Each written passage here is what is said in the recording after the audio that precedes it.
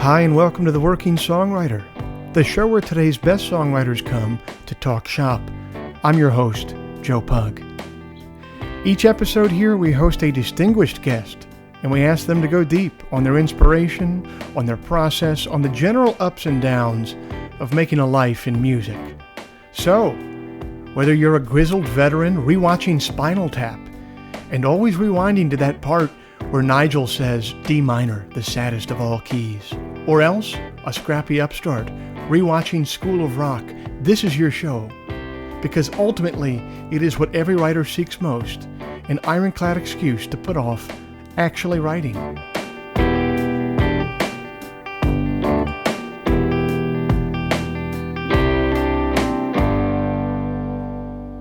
Hey guys, it is a Friday in June 2020. I'm not sure quite which. I guess it's the last one. Welcome to the show. Thanks for being here. This week's show is brought to you by Bandzoogle. Built by musicians and for musicians, Bandzoogle is an all-in-one platform to build a beautiful website for your music. I'm old enough to remember when you had to pay somebody called a web developer to get a website made, and it would always be some guy named Alexandre who drove a Volkswagen Golf with a corn bumper sticker on it, and who was always making obscure references to the movie 12 Monkeys.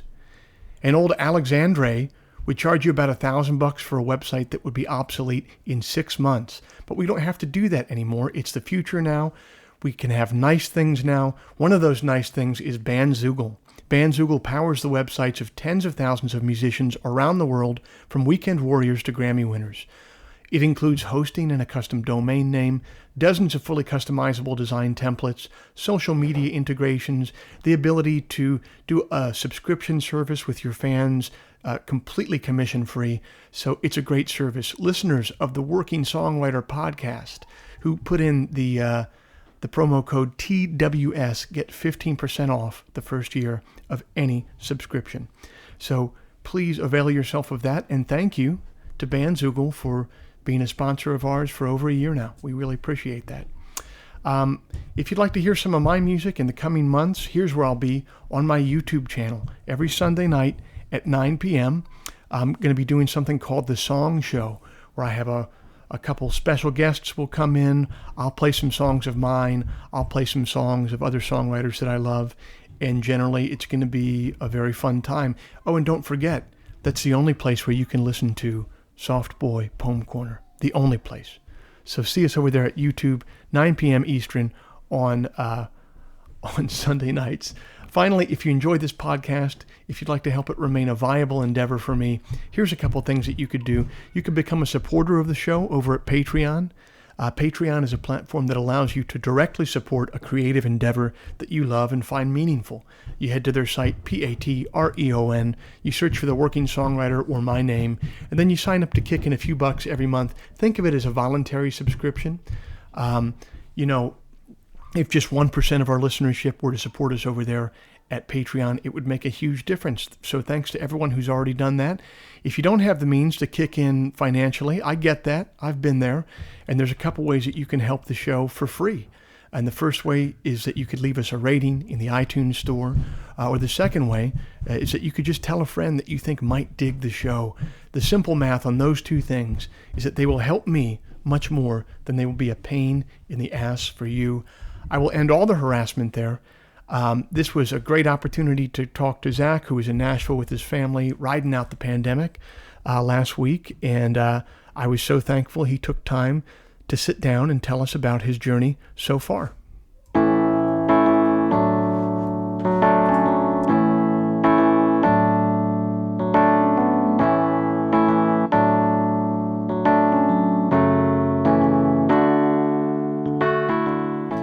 My guest this month is Zach Williams of the critically acclaimed and popularly adored indie folk group, the Lone Bellow. Williams moved to Brooklyn in the early aughts to pursue his own star of destiny, but it didn't take long before that star was linked with two other creators, Brian Elmquist and Kaneen Donahue-Pipkin.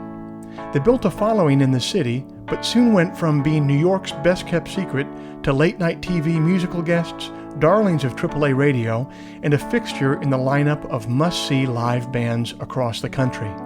They seem to have a knack for keeping good company in the studio. Aaron Dessner of The National produced their sophomore album, which was nominated for an Americana Music Association award, and Dave Cobb, Nashville's finest, crafted an album with them as well. All of their 4 releases have cracked the Billboard 200. They've appeared on Jimmy Kimmel Live, The Late Show with David Letterman, Conan O'Brien, CBS This Morning, later with Jules Holland, and The Late Late Show with James Corden. They've recorded for Descendant, Sony Masterworks, and Dual Tone Records. Esquire magazine has called their sound soul music in its more pure form. No Depression has dubbed their latest album a bright masterpiece. And Paste magazine has written that it's hard to believe music rooted in tragedy can sweep listeners along with such potent exuberance. Zach makes his home in Nashville now, and last week he was kind enough to jump on the phone and tell me about his journey so far.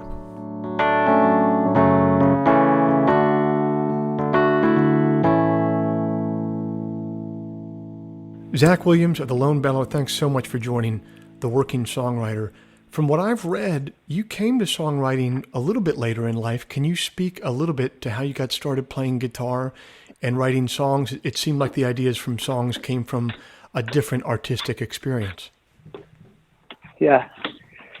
I didn't cross that line of being able to play an instrument and sing at the same time till I was in my early 20s.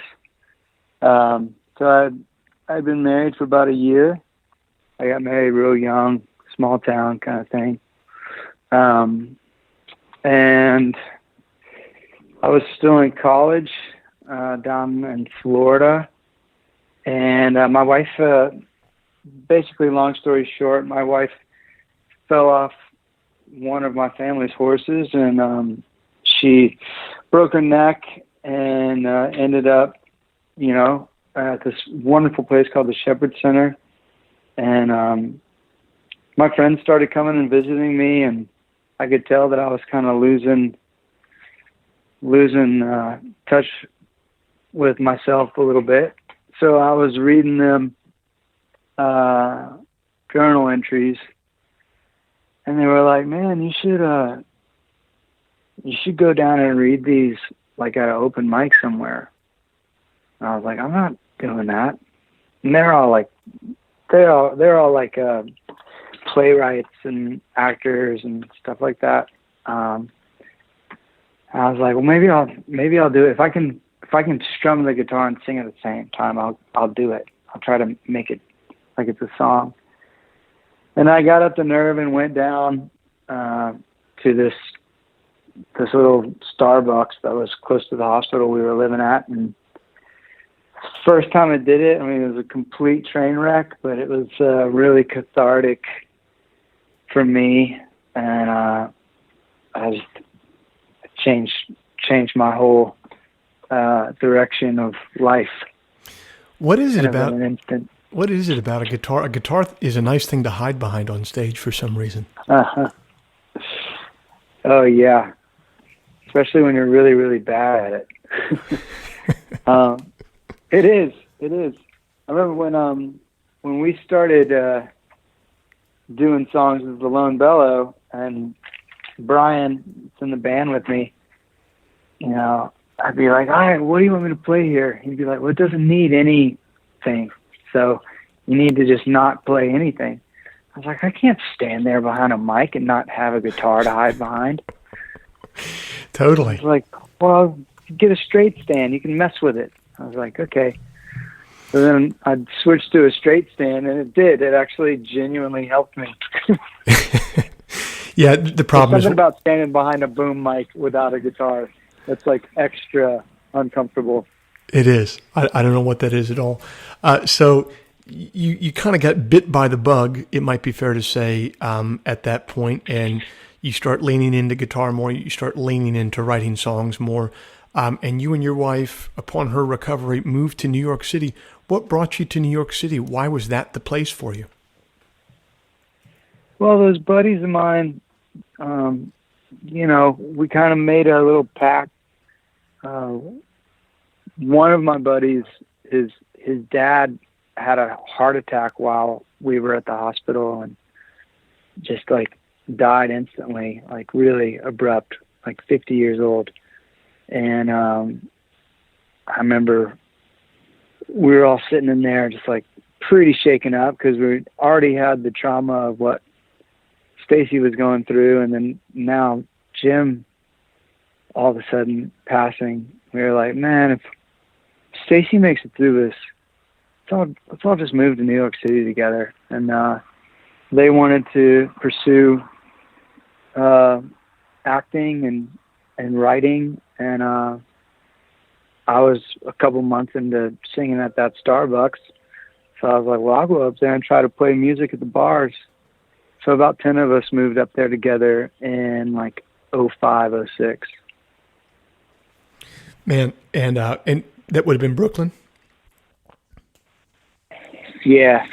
Yeah, man, 05, 06 in Brooklyn, man, it was really happening then. I remember visiting when I was younger at that time, and there was a lot of artists in the city, particularly in Brooklyn at that time.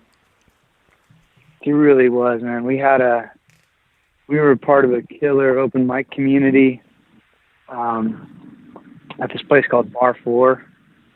And then you could kind of cut your teeth there with your friends. You'd stay up to the wee hours of the night listening to each other's songs and just like critiquing each other. And it was a really special thing.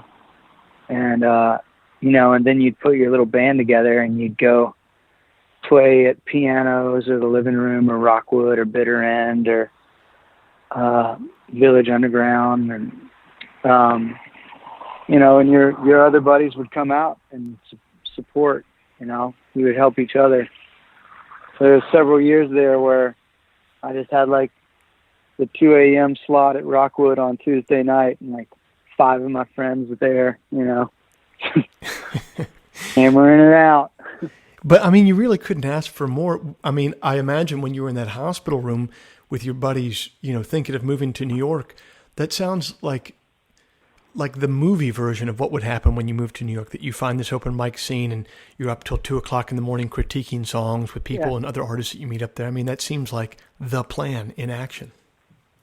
It was crazy. It really was. I mean, the first time I went up there to visit, to like scope out if we wanted to do it or not, really, my buddies were like, man, I had 2 buddies that got there like 6 months before I did, and they were like, we know the whole city, man. We we got it. Figured it out. There's this new room called Rockwood Music Hall we want to take you to. We think it could be a good place for you. So Rockwood had just opened up, and I remember this guy Ian Thomas was there, and he was singing some song about a snake shedding its skin. And it was just dead silent, and there was huge candles burning, wax melting down like 6 feet off the walls, and maybe 60 people were just shoved in. It's freezing cold outside, so the windows were all fogged up from everybody's breath. I mean, it was just like potent, Yeah, man. I mean, that is what people dream of when they think of going to a city. Who else was knocking around in that scene at the time? Did anyone else kind of make it out of that scene to a larger national stage? Yeah, I mean, Wolfpack made it out of that scene. And Aaron Lee Tashton was there, just like screaming on Telecasters. He'd play the guitar for my buddy Dusty Brown. And I was like, Dusty, you're a guitar player. You should like put him in the middle, and you should move over to the left-hand side of the stage. Yeah, I mean, we had it was crazy. We had like Nora Jones would put a wig on and sneak into Rockwood Music Hall and not tell anybody who her name was. I remember one time I had a show, and at Rockwood, it's like every hour on the hour is another set, another act, and it was free at the door. And then it was just like you had to. So a lot of people, you didn't know who was playing before you, who was playing after you. People in the audience sometimes didn't know. So this one night I had to borrow a capo, and it ended up being Nora Jones, but she had a wig on, so I didn't recognize her. And Ken Rockwood, the owner, was like, "You better give that capo back." I was like, "Oh, shoot." So yeah, I mean, it was so beautiful. I don't know, man. There was a guy named Wakey Wakey that had beautiful songs, and he would play all the time back then. I don't know, man. Was there Steve Waite? was there a guy named Alex Lowry in that scene? So there was a guy named Alex. Oh, well, I'll tell you one guy that made it out is Ian Axel. Ian Axel ended up writing that song for that big, huge piano ballad that not Lady Gaga, but maybe Christina Aguilera sang. And we were just like dumb kids, and then all of a sudden he was like, dude, this lady heard my song.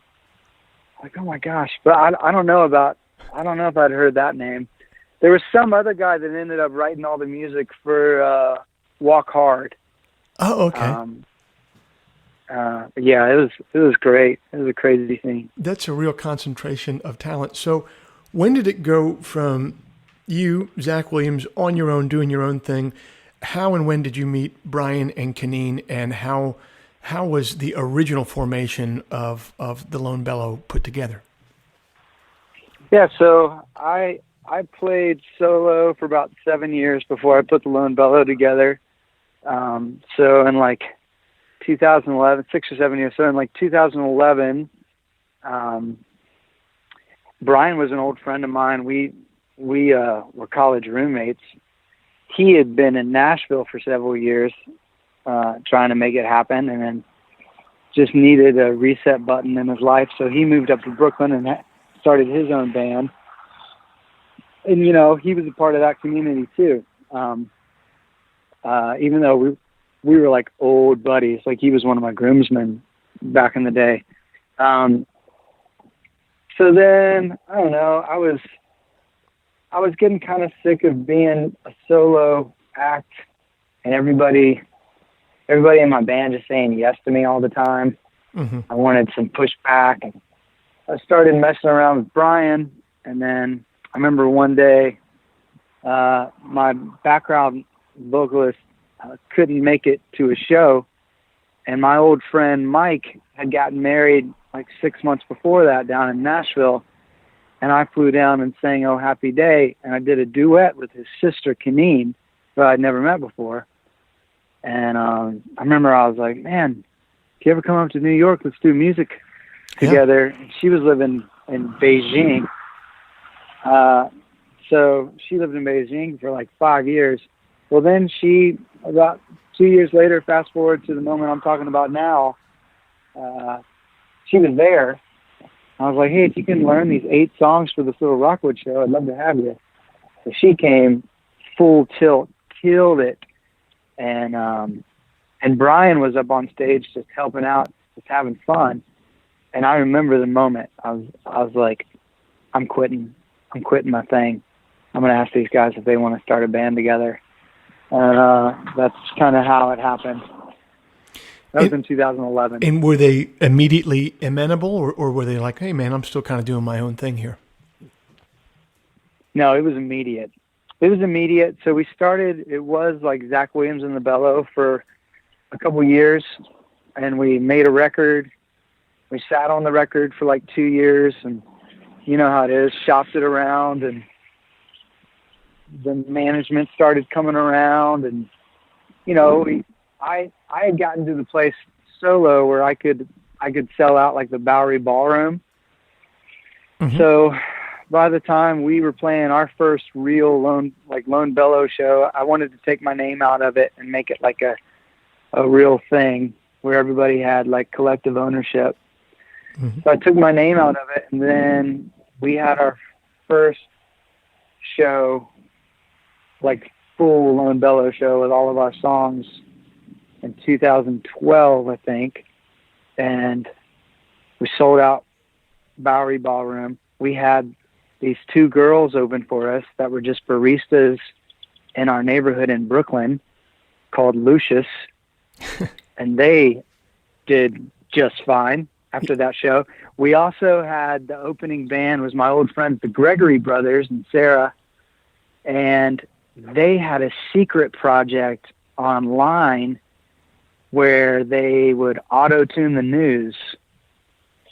And they wrote this song, like, just like a funny project. They wrote the song called Double Rainbow, like double rainbow all the way. I don't know if you remember this, like, YouTube sensation. I mean, it what a trick. Exploded.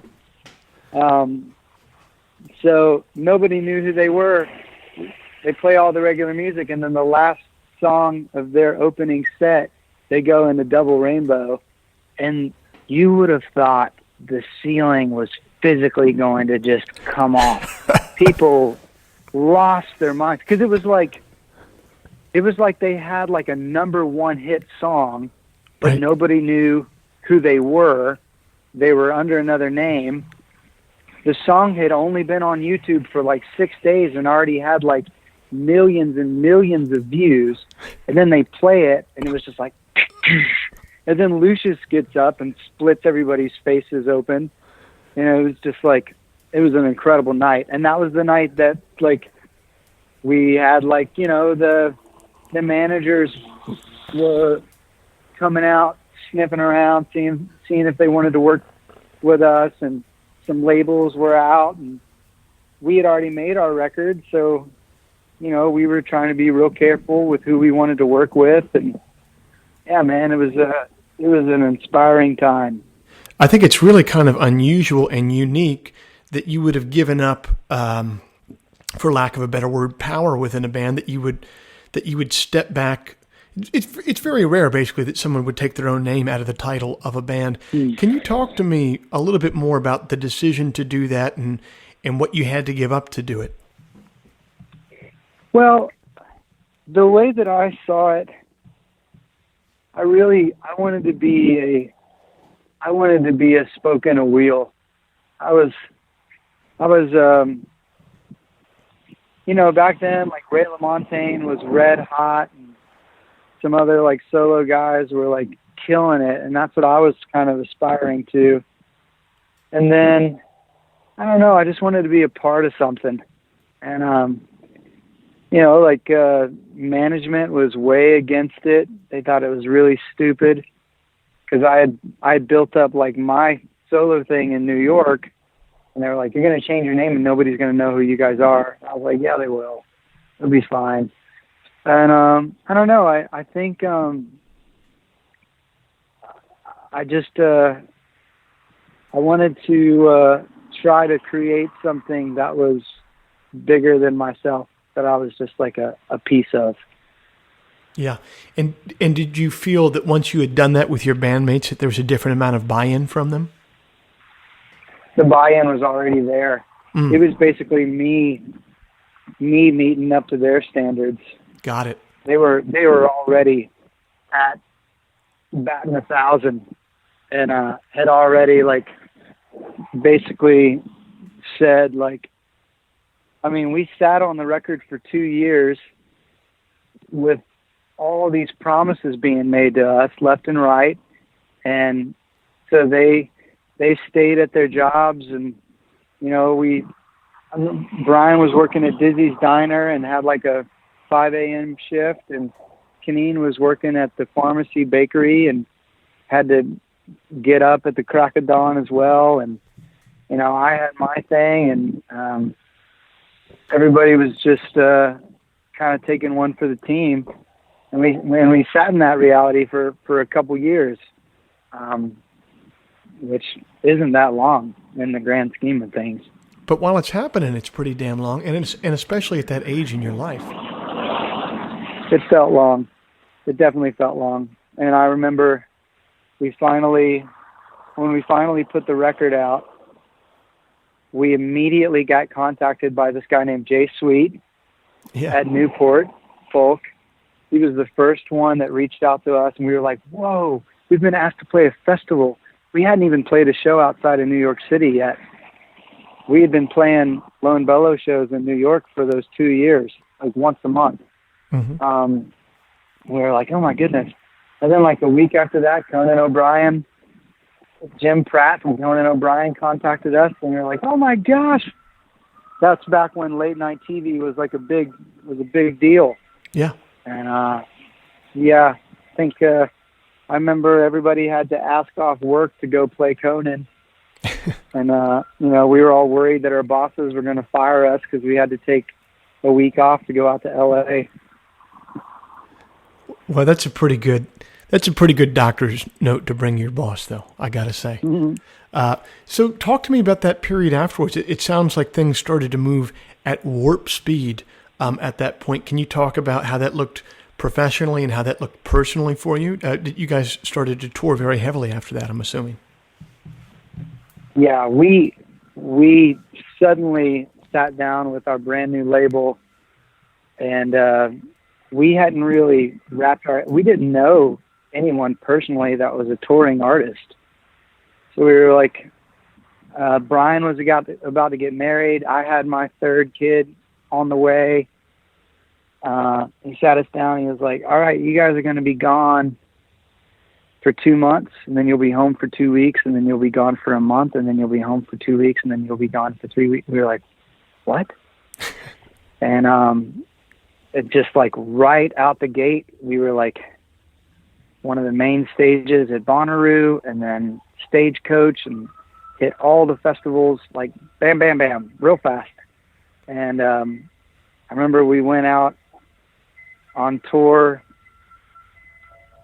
with this fella, and he was gracious enough to mid-tour, he swapped and had us start headlining, and then he started taking the support slot, which says a lot about a guy. Sure. It was like really kind of him to do that, but it was also, it was getting awkward because people would show up to see us, and then they would leave when we were done. So a room would go from sold out to a lot of people gone when the main act came out. And so it was better for him. More people would see him, and we were just like in awe of what was going on. I mean, I think like 4 months into touring, we were opening for Robert Plant in Chicago. It was just like, what is happening? It was nuts. First, speak to me about the exhilarating side of that. I mean, that had to be, I mean, after having gone at it for so long in New York, this had to be a validation for you. Oh, man. We would all just start crying in mid-set and try to hold it together. Because we were just, especially, that first moment where an entire room sings every word to a song that you wrote, like in your apartment. It's just like that moment when you realize that a song that you wrote has become someone else's song and means something different to someone else. It's just, that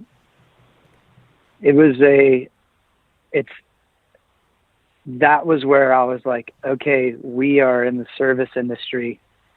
We are here to serve these people. And we haven't had to look back since. Was there a particular headline show on that particular run that you remember being especially emotional, or the crowd was especially jubilant? Like, what club do you remember the most? Yeah, I remember, well, first Brandi Carlile took us out, and that was just, her fans were just absolutely incredible. And then we were flip-flopping, opening for her some dates and doing our own thing some dates. And I remember we did 3 nights at the Troubadour in LA, and being all the way over there on the West Coast and seeing that happen, that was overwhelming. That was insane. So yeah, that was definitely a big night. You mentioned that you had your third kid on the way, that Brian was about to get married at this time. Talk to me about the other side of those feelings. Talk to me about the difficulties that were associated with such a radical life change. Yeah, so Brian got married at Thanksgiving, a couple, like a month or two before our first record came out. And, you know, his brand new wife was trying to wrap her head around this new life.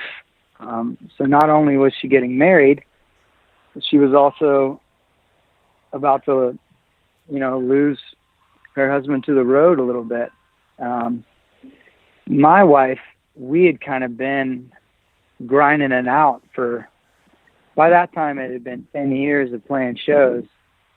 So she was like, go, do it. Finally, go. Thank you. So at first it was exciting, but then I remember coming home in the middle of that after being gone from a long stint, and my 2-year-old at the time, when I got home, everybody was having a big picnic in the park, and our van pulled up right there, and I saying hey to everybody, and Betty came and just held me for a long time, to the point where I had to like walk away from my friends and just like held her. And yeah, it was an emotional time. You know, and then going really, really hard for that first 2 years, then we started having talks with our families and with our management of like, okay, we need to find some stability here. How can we start managing our lives in a way where we can spend time with our families and go out on the road? And it took a long time to get to that like healthy rotation, you know. And what do you? And still to this day, like we don't really make enough money. Like if we stayed out and toured more, we'd obviously make more money. But everyone has a collective, like, we don't care. We'd rather not. We'd rather just barely make it by and, you know, have a healthy life balance than just go out there and lose ourselves to the road. What does that healthy balance look like now? What are some of the techniques that you figured out with the business side of your operations to make things easier for the family side of the operations? Well, for one, it was really good learning the lifeline of a record cycle and thinking of it as like 15 to 18 months, and seeing, like, having those talks of expectations with your family where it's like, okay, we're going to hit the road real hard for the first 6 months, which for us, we try to do 2 weeks on, 2 weeks off, mm-hmm. in the real heavy touring, you know, and then you got festival season, and that's a little more complicated, you know. It's not perfectly scheduled, but you can be in a bus, your kids aren't in school, they can come out on the bus. So that was kind of the rhythm that we were finding before COVID, obviously. Well, yeah, that's the ultimate monkey wrench.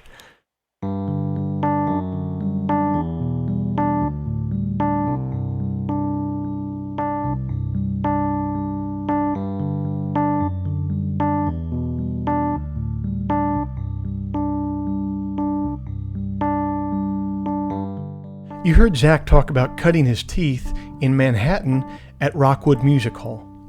That would have been about 10 or 15 years ago, and Rockwood remains the favorite venue for songwriters with modest followings to find their voice, learn their trade, and grow their audience. But they're just the latest in a long line of legendary New York nightclubs that have fostered the careers of America's most influential musicians and writers. The Village Vanguard opened in 1935, originally as a venue for folk music, but permanently morphed into a quintessential jazz club in 1957. The Vanguard presented Miles Davis, Thelonious Monk, Charlie Mingus, and generally every other jazz luminary of their respective generation. The Gaslight Cafe in Greenwich Village opened in 1958, originally intended for beat poetry readings by Allen Ginsberg or Gregory Corso. That quickly morphed into a folk music mecca. Richie Havens, Jose Feliciano, Link Ray, Mississippi John Hurt, Reverend Gary Davis, and Ramblin' Jack Elliott all graced its stage. Then originally opened as a restaurant named Gertie's, the club was renamed Gertie's Folk City, and it went on to host folk luminaries such as Pete Seeger, Judy Collins, and Doc Watson. Bob Dylan himself made his professional debut there in 1961 with an engagement opening for John Lee Hooker. Then opened in 1973 and originally intended as a venue for country, bluegrass, and poetry readings, CBGB's in the Bowery ended up providing a home to punk and new wave music, most notably to the Ramones, Television, Patti Smith, and the Talking Heads.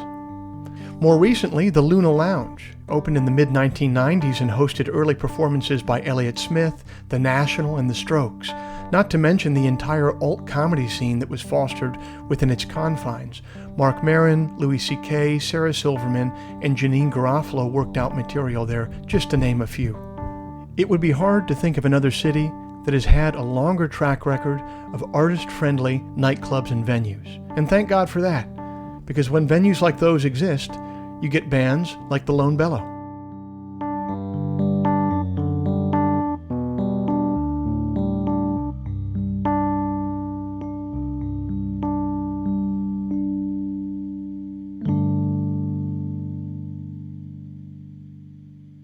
Talk to me a little bit about your relationship with Aaron Dessner. I don't want to talk about yet the album that you just made. I want to talk about your sophomore album, Then Came Morning. What were some of the techniques that you used in the studio? How did that look? How did that process look different than your debut album? So I was a huge fan of The National, and I found out that he lived right down the street in Ditmas, and we were in Park Slope. So he was just on the other side of the park. And we figured out that we had a mutual friend. And he had seen a video that we made for a song called You Never Need Nobody and really liked it and wanted to meet up. So we met up, and I just really liked his sensibility, really, just as a human being. And he had formulated this community of artists over the years with, like, his brother Bryce is an incredible, string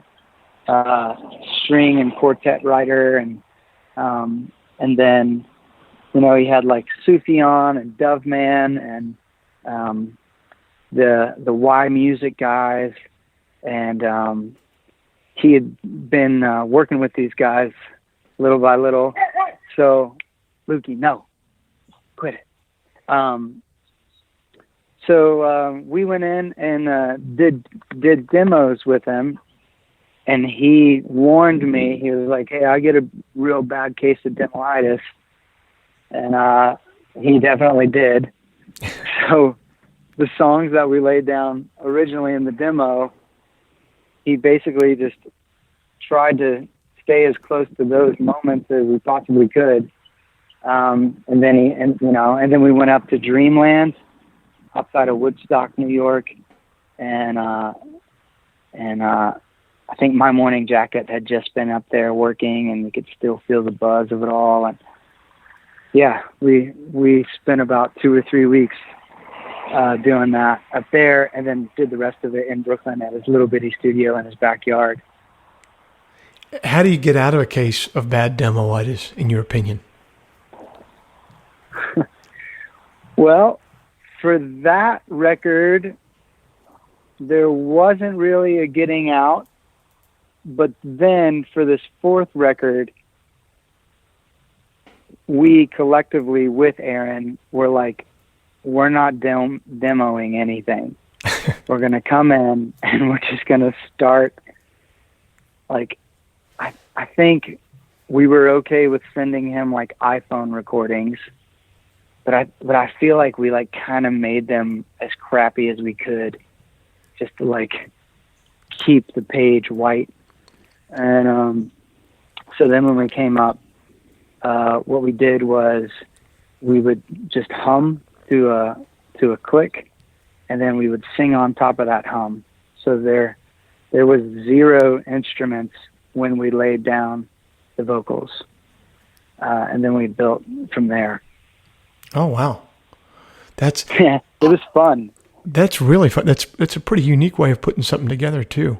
I just made a record about a year ago, and the producer, do you know Kenneth from the Milk Carton Kids? Yeah. So he was producing it for me, and he was really big on that idea. You know, I have like a whole recording setup, little studio at my house, and I was like, oh, cool, I'll send you these nice demos. And he was like, I only want stuff from your iPhone voice memos app. That's the only thing I want. And I thought it was just such a brilliant way of saving the creative work for later. Yeah. Yeah. He would do that. He's so smart. That dude. He is. Was it fun working with him? Oh, dude, it was. I don't want to go on and on about it because I've gone on and on about it on this podcast many times. But what really impressed me is he's such a busy guy and he has so much stuff going on. But I always felt like, anytime I text him a song or anything like that, I'd hear back like immediately. Like you always felt like, you know how the most successful people in your life, when they're talking to you, you feel like you're the only thing that they have going on, even though you know that they have a million things going on. That's what it was like with him. Yeah. Yeah. That's how Aaron is too. I'll bet. Sure. Yeah, that's just a really good point, man. It's I like to try to be like that, but if I have like 3 things going on, if one of my kids is sick and I'm like, doing 2 other things, I can't even talk to my wife with undivided attention. So Yeah. I'll leave that to the high functioning individuals. Yeah. Can you talk a little bit about how your songwriting has evolved from 2005 when you're literally taking a notebook down to a Starbucks and kind of plucking away at a guitar that you don't know how to play yet, to now? How do things look differently when you sit down with the page to approach a song than they did, say, 15 years ago? Well, I think I've definitely have been more intrigued with telling other people's stories lately, or trying to find myself in their story and then writing a song about it, like trying to put myself in somebody else's shoes.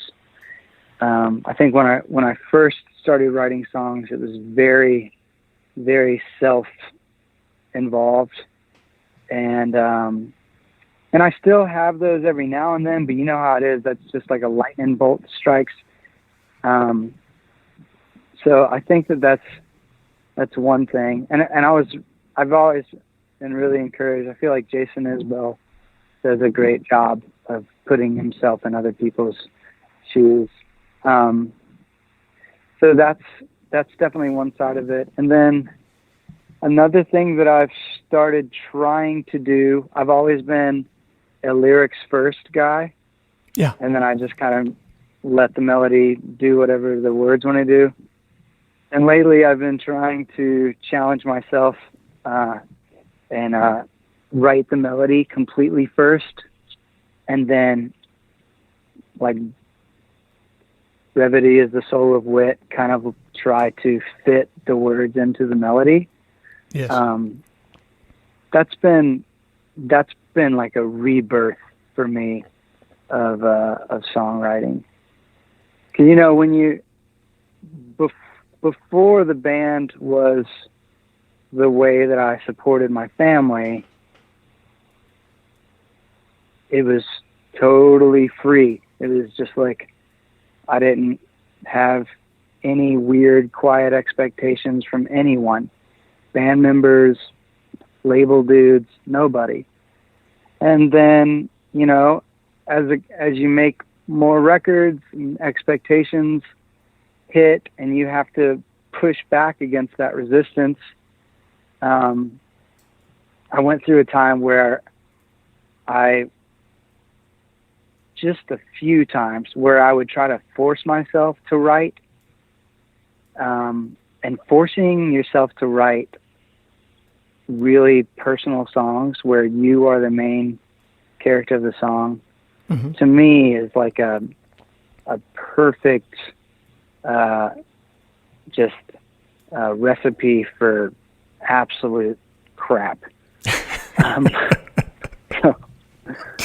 Co-signed, there's co-signed, brother. There's been a new energy. At first, the resistance really bothered me and scared me, and now I think I'm at a healthier place where I can actually use the resistance to help clarify my motivations and the art in general. And how do you use that to clarify? I'm not quite sure I understand.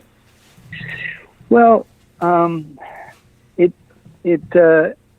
can bring out the fear real fast in me. And over the past maybe like 2 years, I've tried to concentrate on my motivations for writing, like while I'm writing. And if there's a little bit of fear involved, if I'm writing because I feel like the label or band members or just the ambiguous thought of what a fan wants to hear starts to sneak in there, I can sense it a little better and kill it and yes, put it out. There's this little bitty book that my best friend gave me a couple years ago that's really helped me with that. I think it's called The War of Art. Yeah. And it was great. It was good for my brain. Yeah, Stephen Pressman. Yeah, I do like that book. He really lays it out there, and he really gives you no damn excuse not to write. And I'm always looking for excuses not to write. So, same. Speaking of excuses not to write, you have a very full household. You have 4 kids at home. How do you carve out literally the physical time to write? Are you doing it while you're walking a kid, writing in your head, which I find myself doing more now that I have a couple kids? Or are you literally carving out time? Hey, old man's going down in the basement. Leave me alone while I yeah. I usually write on the road because there's no, like, you got all day before sound check to go out and find yourself. And I go on runs in cities to try to feel the vibe of where I'm at before a show, and I've found that to be like really inspiring. And then other than that, like, those I think they're like salamanders. There's these little salamanders that live upstream, and they have these little like things that stick out of their head, and they just sit there and they wait for the little particles to come, and they just eat them as they come. Yeah. I kind of see myself as like one of those little guys. Like, I just want to keep my spirit in a place of receiving. So it could happen any moment,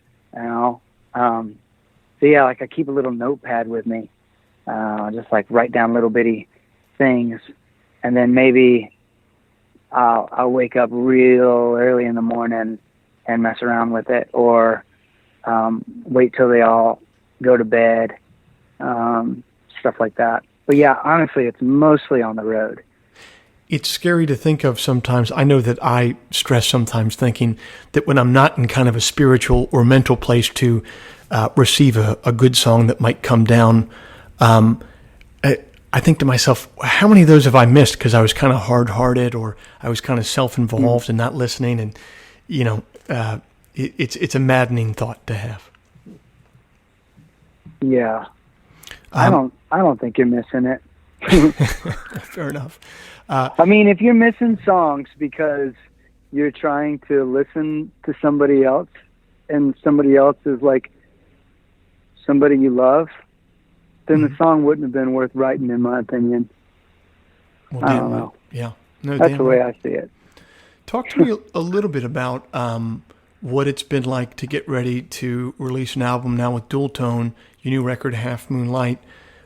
What's it been like to do this in the age of coronavirus? I'm thankfully in the darkest part of my album cycle, and thank God for that for me, but I know a lot of people are having to go forward working. How are you guys approaching this right now? I mean, we released the record, we were in New York in mid-February. Mm-hmm. Didn't know it, but we're right in the thick of the whole thing.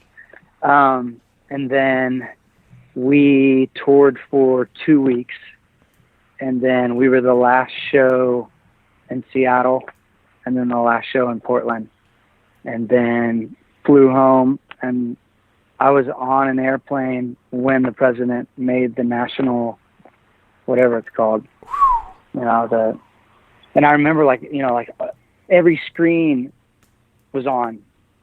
The whole airplane was completely packed coming from California. Every single person was watching it. And I was like, the world is changing right now. Yep. This is crazy. Yep. And I think I've gone through seasons of being like really down, really frustrated. It's like, you know how it is. You want to go out and represent the music that you made. You want to nobody buys records now. Like, you basically make a record to try to play a show. Right. So it's the engine to playing a show. So having the record out and not being able to play the show, it's like, this is worthless. and then you start talking to your people, and you realize, man, this is actually some medicine that somebody needs right now. And that's enough. Mm-hmm. Even if this record just dies on the Corona vine, and I know that it's been helpful to a few, and I know that we've been honest with ourselves, and I'm thankful to be in that journey. But I still go through days where I just I'm just so frustrated, especially with not being able to play shows. I mean, but we got to do whatever we can to save lives. Indeed. So. Indeed. And I think those tunes are helping more than a few people, brother. Thanks so much for taking the time to be on our plucky little podcast here. And I really hope to cross paths with you again, my friend, as soon as all this madness ends. Yeah, Joe. Great talking with you, man. Thanks for having me.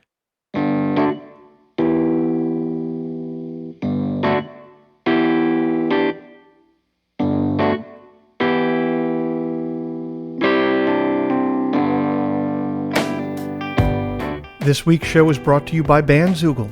Built by musicians and for musicians, Bandzoogle is an all-in-one platform to build a beautiful website for your music. Use promo code TWS, the initials of our podcast, TWS, to get 15% off the first year of any subscription. The Lone Bellow's latest album is entitled Half Moon Light, out on Dual Tone Records and available everywhere music is sold or streamed. If before we meet again, you sit down to write, please remember, an expensive drug habit is not a song, a compelling Instagram account is not a song, and most importantly, reverb is not a song. So let all that take care of itself, and for you, just keep your eye on the song.